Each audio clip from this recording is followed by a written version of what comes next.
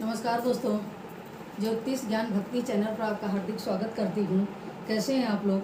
आशा करती हूँ कि माता रानी की कृपा से आप लोग स्वस्थ और मस्त होंगे।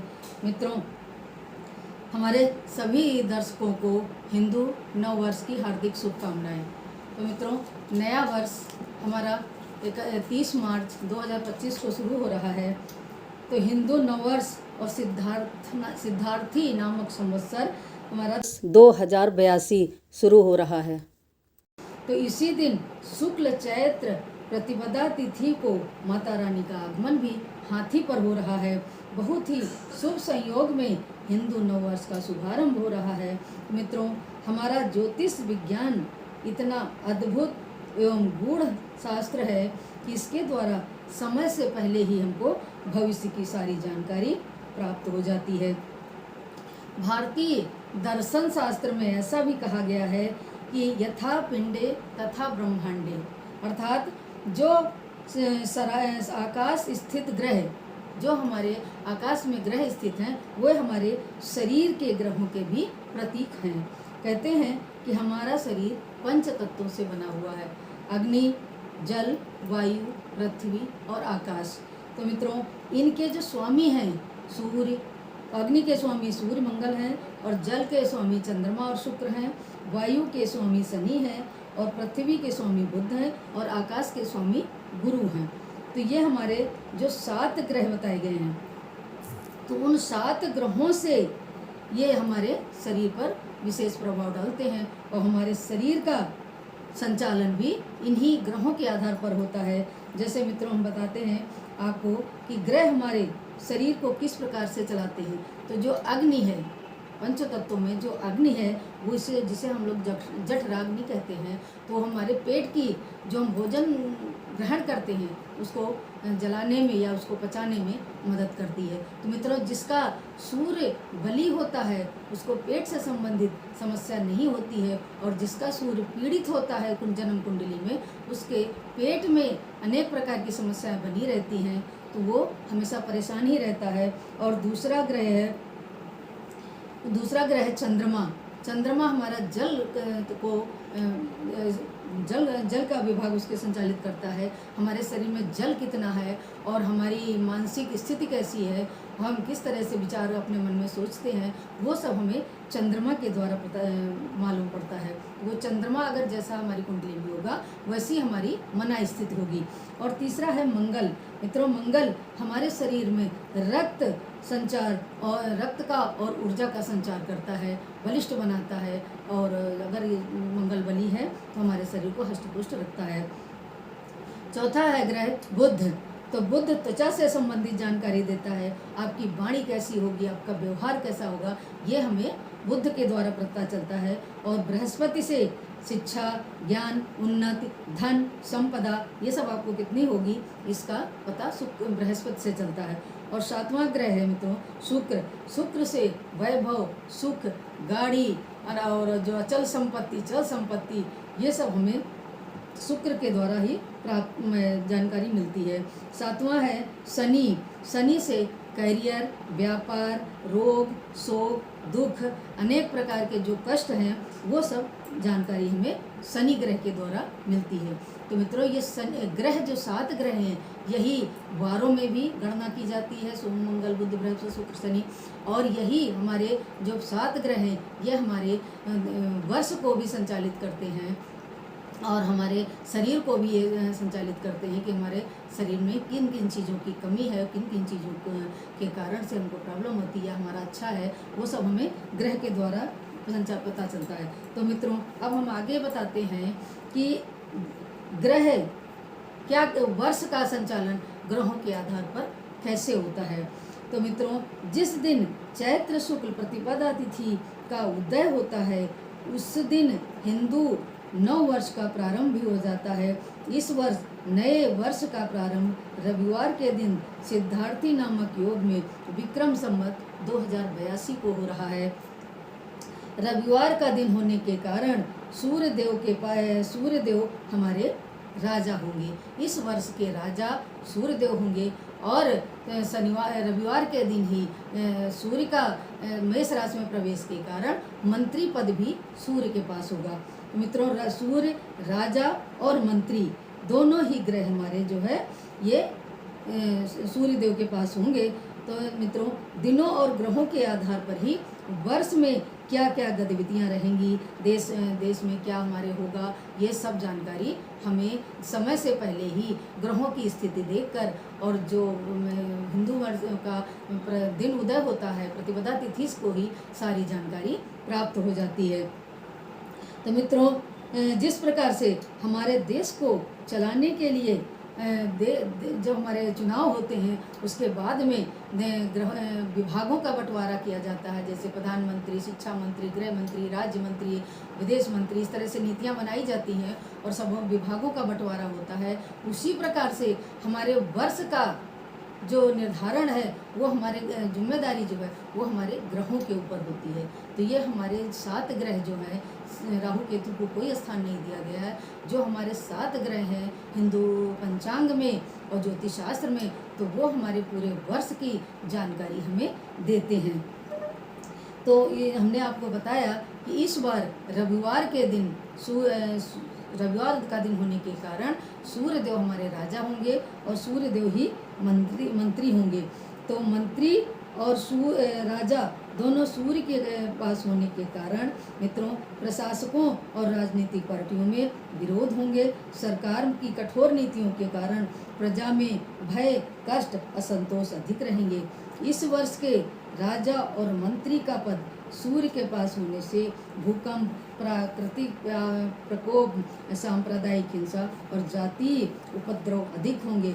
वर्षा कम होगी और गर्मी अधिक होगी। तो मित्रों, ये मैंने जन्म कुंडली बनाई हुई है, ये हमारी लग्न है। तो ये 29 मार्च शाम 4:28 पर जो है प्रतिपदा तिथि लग रही है।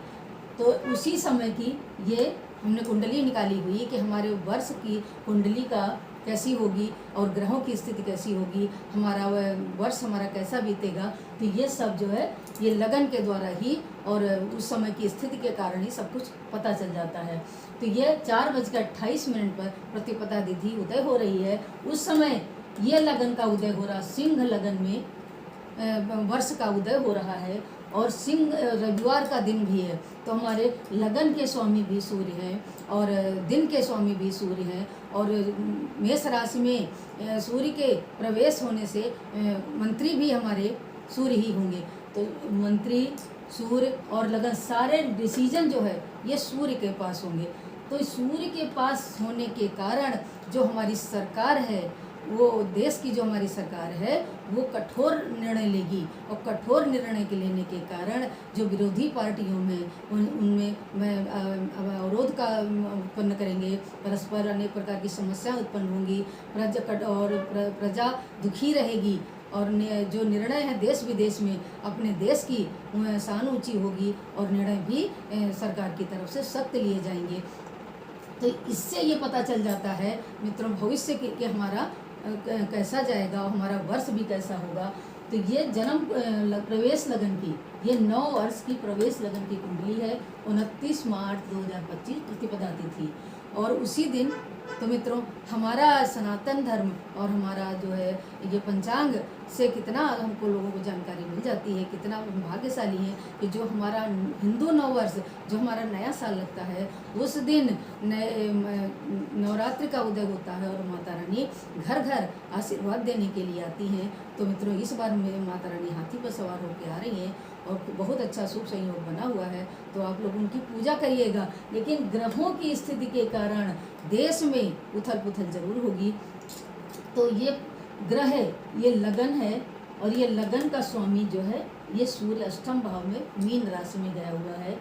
और दूसरा है ये 6ठे भाव का स्वामी जो धन भाव का स्वामी है बुध, ये भी अष्टम भाव में चला गया है। और चंद्रमा हमारे जो बाहर विदेश नीति का निर्धारण करते हैं, उसके हमारे जानकारी देते हैं। तो चंद्रमा भी हमारे ये अष्टम भाव में है। तो और शुक्र हमारे हैं तीसरे और 10वें भाव के स्वामी।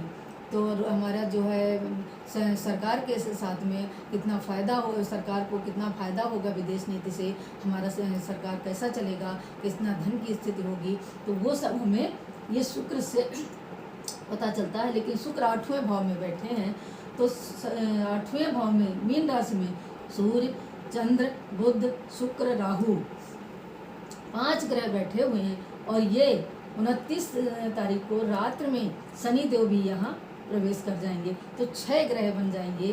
तो इसमें हमारे बुध और शुक्र, चंद्रमा ये शुभ ग्रह हैं, शनि, सूर्य और राहु ये पाप ग्रही हैं, क्रूर ग्रह हैं। तो इनके कारण से अष्टम भाव जो है वो अचानक कार्य को डिसीजन लेने का होता है, और सरकार जो निर्णय लेगी वो अपनी निर्णय पर अटल रहेगी। विभिन्न देशों में जो कहते हैं सूर्य के कारण से युद्ध जन्य स्थितियाँ उत्पन्न हो सकती हैं, तो सूर्य के बाद अनेक कठोर नीतियों के कारण देश का जो मिजाज है वो मिला जुला रहेगा। अब मित्रों, मैं बताती हूँ कि इस बार जैसे हमारे यहाँ विभागों का बंटवारा करते हैं कि प्रधानमंत्री, गृह मंत्री, शिक्षा मंत्री, राज्य मंत्री, इसी तरह हमारे ये कुंडली के अनुसार और दिन के हिसाब से हमारे ग्रहों का, हमारे जो है वर्ष का भी विभागों का बंटवारा होता है। इसमें हमारे ये लिखा हुआ है 9 वर्ष के विभाग। तो ये राजा, मंत्री, सशेष, धनेश, मेघेश, रसेश, वीरेश, फलेश और धनेश। तो इनके स्वामी तो हमने आपको बताया, इस वर्ष राजा सूर्य होंगे, मंत्री भी सूर्य होंगे, और ये धनेश जो है, सशेष जो है ये बुध है। धनेश इससे क्या है, हमारा धन्य धान की वृद्धि कितनी होगी, कैसा होगा, ये सब। तो धनेश, मेघेश, रसेश।